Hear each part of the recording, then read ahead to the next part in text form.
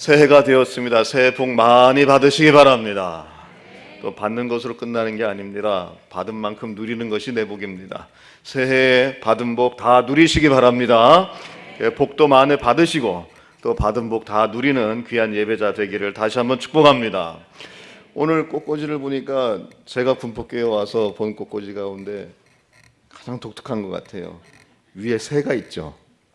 안 보이세요? 위에 새예요. 비둘기 같은 새입니다. 예배하는 곳에 비둘기 같은 주의 성령이 함께 하실 줄로 믿습니다. 자, 오늘 그런 의미로 복음의 사람 예배자로 살게 하소서. 우리 교회 표어입니다. 총회 표어기도 합니다. 똑같습니다. 그 제목으로 말씀을 전합니다.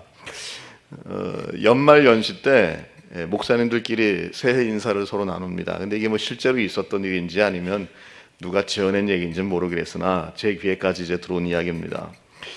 이제 교회에서 사역을 하시다가 사임을 하게 된 이제 목사님들이 모여서 연말연시 대화를 나누다가 사임하게 된 이유에 대해서 이야기를 합니다. 어느 한 목사님이 나는 설교를 못한다 그래서 그 교회에서 나왔습니다.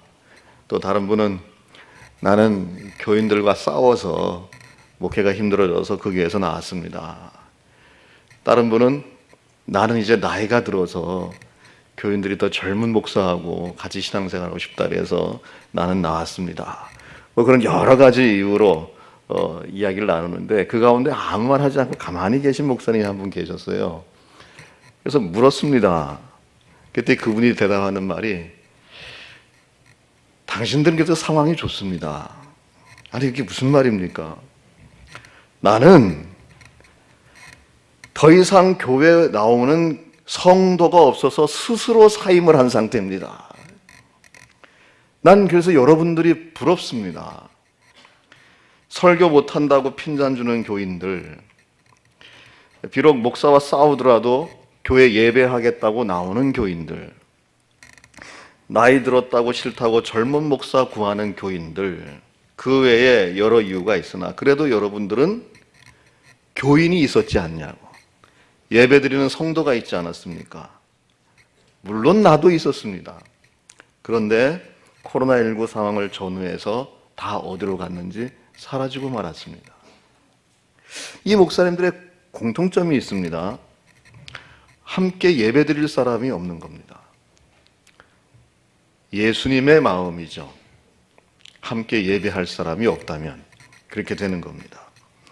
이런 상황 속에서 그래도 새해 첫 주 첫 예배에 예배 드리는 분들, 특별히 이 자리에 오신 분들, 하나님께서 분명히 기뻐하시고 사랑하시는 분인 줄로 믿습니다.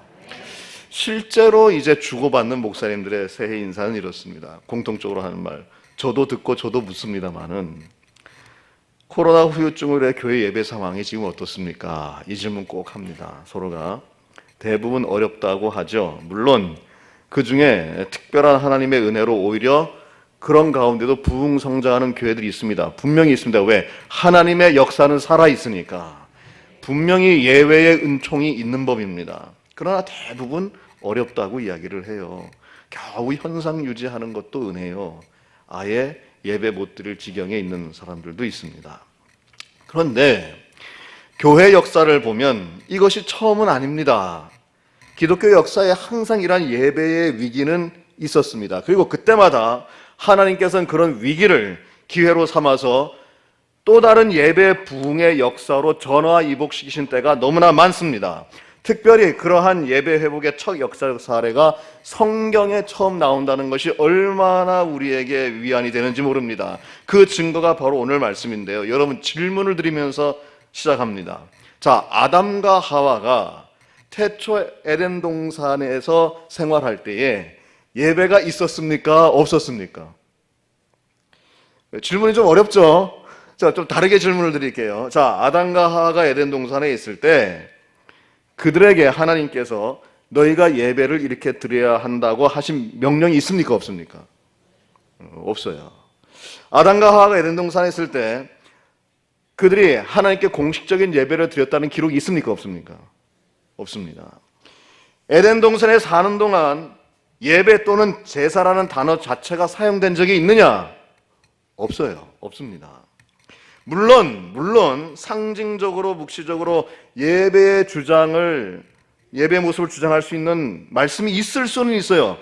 창세기가 히브리어로 쓰여졌는데 히브리어의 한 문장 그 단어를 끄집어내서 그 속에 숨은 뜻을 찾아서 그것을 예배 신학적으로 해석을 해서 예배가 있었다라고 말할 수 있다는 거, 그거 인정합니다. 그러나 성경은 일단 문자 그대로 봐야 되거든요. 문자적, 창세기 자체 문자적 기록에 의하면 창세기에는 이 에덴 동산에서 예배하라는 하나님의 명령도 없었고 아담과 하와가 예배드렸다는 기록도 없고 예배, 제사, 번제 그런 명칭 전혀 없습니다. 그러면 정작 성경의 예배에 대한 첫 언급, 제사에 대한 첫 언급은 언제 나오느냐? 에덴 동산에서 쫓겨나서 추방된 뒤에 나옵니다. 제사, 제물, 번제라는 말이 에덴 동산에서 추방된 다음부터 나옵니다. 특별히 창세기 4장 3절 이후에 아담과 하와의 아들인 가인과 아벨이 제사를 함께 드렸다.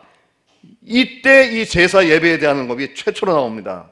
이게 무슨 뜻인가 하면 우리가 지금 알고 있는 제도적인 예배, 흔히 얘기하는 레위기서에 나오는 레위기적인 이 제사는 에덴 동산에서 추방된 이후부터 시작됐다는 것이죠. 여러분 이상하지 않습니까? 왜 아무런 죄 없이 살던 에덴 동산에서는 예배에 대한 언급이 전혀 없다가 기록 자체도 없다가 왜 정작 죄 짓고 저주받아 쫓겨난 다음에서야 전에 없던 예배의 기록이 나타나기 시작했는가? 그럴 수밖에 없죠. 왜? 그것이 유일한 사는 길이라서 그렇습니다. 다시 쫓겨났던 에덴 동산으로 돌아가는 길, 모든 것이 다시 이전처럼 회복되는 길, 예배밖에 없기 때문에 그렇습니다. 큰 죄인이 용서함을 받고 그 받은 바 저주의 고리를 풀고 다시금 에덴 동산으로 들어가서 예전의 하나님의 자녀로 다시금 회복되는 길은 예배밖에 없기 때문입니다. 예배만이 다시금 죄 용서함을 받는 길이며 예배만이 다시금 에덴 동산으로 들어가는 길이며 예배만이 하나님의 자녀가 되고 하나님 앞에서 살 길입니다. 그러니까 에덴 동산에서 죄 지어서 쫓겨난 죄인이 다시 할 수 있는 유일한 것은 무엇이냐? 예배밖에 없는 겁니다. 저는요, 죄가 들어오기 전에 에덴 동산 예배가 있었다고 봅니다. 왜? 창조의 목적 자체가 예배이기 때문에 분명히 에덴 동산에 예배가 있었을 걸로 봅니다. 이것을 부정하지 않습니다. 왜? 예배라는 단어가 없다는 것이 예배 자체가 없었다는 뜻이 아니기 때문에. 그러나 다만 그때의 예배는요, 죄 없는 에덴 동산에서의 예배는 그 삶 자체가 그냥 예배예요.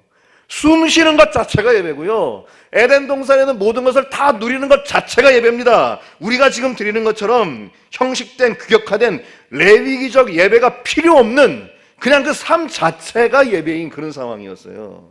그런데 추방 뒤에는 다르죠. 죄를 지은 다음에는 다릅니다. 이제는요, 죽느냐 사느냐의 문제예요. 그렇기 때문에 레위기적인 예배, 지금과 같은 형식적인 규격적인 예배가 시작되었다는 겁니다. 루이즈 긴즈버그라고 하는 교수가 쓴 레전드 오브 더 바이블이라는 책이 있습니다. 성경의 전설, 그러니까 성경 속에, 성경에는 없지만 성경의 백그라운드를 설명하고 있는 전설을 이제 담아놓은 책입니다. 그 책의 제2장 아담 편을 보면 에덴 동산에서 쫓겨난 이야기를 하고 있는데요. 사진 내려주셔도 됩니다. 이제 하나님이 쫓아내시는데 이런 장면이 나와요. 아담이 에덴 동산에 울면서 나가면서 하나님께 이제 용서를 구합니다. 우리가 선악과 먹어서 죄를 졌는데 그 옆에 있던 생명나무도 좀 먹게 해주세요. 그랬더니 하나님께서 이런 대답을 합니다. 너가 경건한 삶을 앞으로 살면 마지막 부활 때에 그 열매를 먹고 영원히 살게 하겠다. 경건한 삶이 뭡니까? 예배자의 삶이잖아요. 그래서 계시록 2장 7절에 보면 이기는 그에게는 내가 하나님의 낙원에 있는 생명나무의 열매를 주어 먹게 하리라, 이렇게 기록이 되어 있는 겁니다. 그 이야기를 들은 아담이 추가적으로 한 가지 소망을 더 얘기합니다. 경건한 삶이라면 예배인데 그럼 에덴 동산 밖에서도 예배함으로써 하나님과 교제할 수 있도록은 해주십시오. 그때 하나님이 그것은 허락을 해준 거예요. 그래서 예배가 시작되었다는 겁니다. 또 성경이 아니지만은 성경의 이야기를 담고 있는 외경을 보면 아담과 하와 제1서와 제2서가 있습니다. 그러니까 첫 번째 책이 있고 두 번째 책이 있습니다. 에덴 동산 이후의 이야기를 적고 있는데, 단테가 저 책의 영향을 받아서 신곡을 썼고 존 밀턴이 저 책의 영향을 받아서 신라권이라는 책을 썼습니다. 총 22장으로 되어 있는데 1장부터 5장까지의 내용이 무슨 내용이냐? 아담과 하와가 추방당해서 예배하는 내용이 나옵니다. 하나님 앞에 예배하는 내용이 나와요. 회개가 있는 눈물의 예배를 드립니다. 왜? 죄인이니까. 다시 말하자면 회복이 필요하니까. 이 아담과 하와 제2서의 내용을 토대로 해서 존 밀턴이 쓴 책이 두 권인데, 신라권, 복락원입니다. 신라권은 The Paradise Lost, 낙원을 잃어버렸다. 복락원은 Paradise Regained, 이 낙원을 다시 찾았다는 거죠. 그 사이에 뭐가 있느냐? 잃어버린 낙원과 다시 찾은 낙원, 그 사이에 뭐가 있느냐? 예배가 있다는 겁니다. 그래서 아담과 하와는 에덴 동산에 추방된 뒤부터 비로소 규격화된 공식화된 예배, 우리가 성경을 통해서 알 수 있는 레위기적인 예배를 드렸던 거죠. 그리고 당연히 그 추방된 다음에 태어난 아들 가인과 아벨에게 그 예배를 가르쳤던 거죠. 그래서 가인과 아벨이 둘이 함께 제사 예배를 드렸는데, 그 예배의 결과가 어떻게 됐습니까? 비극적이었죠. 예배 드리고 난 다음에 하나님이 아벨의 제사만 받으니까 가인이 아벨을 죽였잖아요. 여러분, 예배 잘못 드리면 사람 죽입니다. 첫 예배가 그랬습니다. 성찬 잘못 먹으면 자신의 죄를 먹고 마신다 그랬어요. 여러분, 가룟 유다 마지막 만찬에서 성찬 받았습니까? 안 받았습니까? 받았어요. 받고 나갔습니다. 자신의 죄를 먹고 마시기 위해서 나갔어요. 여러분, 인류 최초의 살인사건이 예배 후에 일어났다는 거 매우 깊이 묵상해 봐야 됩니다. 예배 잘못 드리면 자기도 죽고 남도 죽고 교회도 다 죽입니다. 이게 예배를 잘 드려야죠. 2023년 복음의 사람 예배자로 살면서 매번의 예배에 승리하여 자신도 살고 다른 사람도 살리고 교회도 살리는 예배자 되길 다시 한번 축복합니다. 이 가인과 아벨 사이의 살인사건, 윤리적인 면으로 볼 수 있어요. 형이 동생을 질투해서 죽였잖아요. 그런데 그 윤리적인 면 뒤에 뭐가 숨어 있느냐? 예배의 영성이 여기 숨어 있습니다. 예배의 관점이 숨어 있단 말이죠. 왜냐하면 이 사건은 예배에 실패한 가인이 하나님께서 받은 성공한 예배자 아벨을 죽여버린 사건이에요. 이건 뭘 뜻하느냐? 에덴 동산 이후에 예배의 흐름이 막힌 겁니다. 예배의 혈통이 끊어져 버리는 겁니다. 아담과 하와가 에덴 동산에서 쫓겨난 지 다시 끊어진 하나님과의 관계를 회복하기 위해 그렇게 안간힘을 쓰면서 살려놓으려고 했던 그 중요한 예배의 흐름이 여기서 그 아들 때 가서 그냥 끊어져 버린 겁니다. 약속된 여인의 후손으로서의 첫 자녀, 창세기 3장 15절에 계시된 메시아의 첫 출발점, 여자의 후손은 내 머리를 상하게 할 것이요 너는 그의 발꿈치를 상하게 할 것이라. 첫 번째 복음이잖아요. 이 여자의 후손, 뱀의 형상으로 나타난 사탄의 머리를 깨부수고 구원의 회복을 이루실 메시아 예언의 첫 출발점이었던 가인과 아벨, 그 시작에서부터 가인이 예배자 아벨을 죽임으로 예배의 혈통이 끊어져 버린 겁니다. 이때 하나님께서 그 끊어진 예배의 혈통 씨앗을 다시 이어주기 위해 아담과 하와에게 새롭게 허락하신 예배 회복의 또 다른 씨앗, 예배자가 있었으니 그가 누구냐? 오늘 성경 말씀은 셋이라고 이야기하고 있습니다. 오늘 성경 말씀 25절 보면 이렇게 기록되어 있죠. 아담이 다시 자기 아내와 동침하매 그가 아들을 낳아 그의 이름을 뭐라 그랬습니까? 셋이라 하였으니 이는 하나님이 내게 뭐라고요? 가인이 죽인 예배자 아벨 대신에 다른 씨를 주셨다, 새로운 씨를 주셨다. 그러니까 이 말씀에 의해 보면 아담과 하와가 굉장히 절망했던 걸 알 수 있어요. 예배자가 사라져 버렸구나. 근데 하나님이 위로 차원에서 다른 씨를 또 주신 겁니다. 그리고 26절에 계속 이야기하고 있죠. 그 셋도 아들을 낳고 그의 이름을 뭐라 그랬습니까? 에노스라 했으니 그때 놀라운 사건이 일어나는데 사람들이 비로소 여호와 이름을 불렀다, 이렇게 되어 있습니다. 자, 25절에 가인이 죽인 아벨 대신에 다른 씨를 주셨다. 이게 무슨 뜻인가 하면 가인이 죽인 예배자 아벨의 신앙을 다시 잇기 위해서 새로운 예배시를 허락하셨다. 가인이 아벨을 죽여서 끊어져 버린 예배의 혈통을 다시 잇기 위해 또 다른 아들 예배시를 주셨다, 그 뜻입니다. 그 새로운 씨, 그가 누군가, 그 이름이 무엇인가, 오늘 말씀 속의 주인공 셋입니다. 셋이라고 하는 이름의 뜻이 뭔가 하면요, has given, 주어진, 허락된 새로운 다른 씨, 그런 뜻입니다.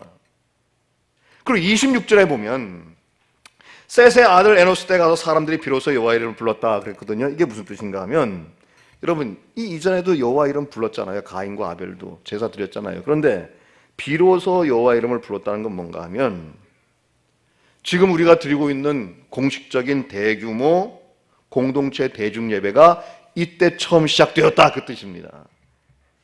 그의 셋의 아들 에노스 때에 아담과 하와의 손자시기에 가서 가인에 의해서 끊어졌던 예배가 다시 회복되기 시작했는데 엄청난 변화가 있었던 겁니다. 그냥 즉흥적이고 임시적이고 개인 예배나 가정 예배, 소규모 예배가 아니라 아주 정형화된 제도적인 공식적인 대규모 공동체 예배가 그때 시작되었다라는 것이죠. 예배가 회복된 것이죠. 그것을 성경은 뭐라고 증가하는가 하면 26절 말씀처럼 그때서야 사람들이 비로소 여호와의 이름을 불렀더라, 이렇게 되어 있는 겁니다. 그래서 저는 주장합니다. 인류 최초의 예배의 혈통을 끊은 자는 가인이요, 그 예배의 혈통을 다시 이은 사람은 셋이다. 그래서 제가 8년 전에 쓴 책이 바로 추적 예배자 셋입니다. 창세기 4장 25절에서 26절에 숨겨진 예배의 첫 회복자를 찾아서. 여러분, 오늘 이 창세기 말씀 상황을 오늘 21세기 우리 상황에 적용해보면 이렇습니다. 오늘날 우리 한국교회 예배 상황은요, 과거에 가인이 아벨을 죽여서 예배의 흐름을 끊어놓은 시기와 매우 비슷합니다. 그 위기 상황 속에 놓여져 있습니다. 코로나19 전후 상황으로 야기된 주변의 직간접적인 여러 요소들이 지금 예배의 흐름을 끊어놓고 있죠. 그로 인해 교회마다 예배의 혈통이 끊어질 총체적인 난국 속에서 예배의 정체성이 흔들리고 있습니다. 현장 예배가 시작된 지 오래되었으나 많은 교회들이 회복을 위해서 씨름을 하고 있습니다. 이때, 이러한 때에 하나님께서 예배의 회복을 위하여 남겨둔 씨, 또 다른 씨, 21세기의 셋과 같은 예배자가 있었으니 그들이 누구라고요? 바로 이 자리에서 예배드리는 우리 한 사람 한 사람이라는 겁니다.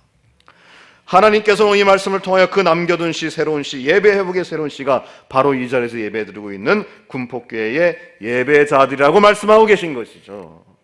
과거 가인이 진정한 예배자 아벨을 죽여 예배의 혈통 흐름을 잠시 끊어놓았을 때에 하나님께서 죽은 아벨을 이을 또 다른 새로운 예배의 씨, 셋을 허락하셔서 그 아들 에노스 때에 가서 비로소 공식적인 대중 예배가 최초로 시작되도록 하셨듯이 오늘날도 코로나19로 말미암아 죽어가고 있는 예배의 혈통과 흐름을 다시 회복시키기 위하여 다시 허락하신 예배의 씨앗, 예배의 사람이 있었으니 그들이 누구라고요?